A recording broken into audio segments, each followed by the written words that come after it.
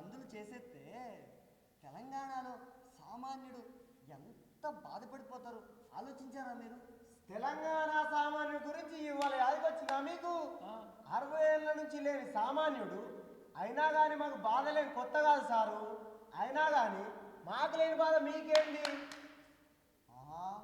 3 రోజుల్లో ఇన్ని రకాల బంధులు చేస్తే ఎంత నష్టమండి, ఆలోచించారా మీరు? 3 రోజుల బంధులకే లెక్కలేసి ఇంత నష్టం వస్తుందని చెప్తాను.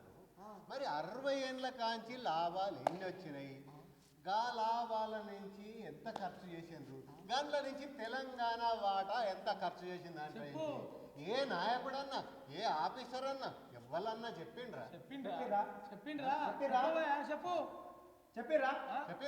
చెప్పిరా?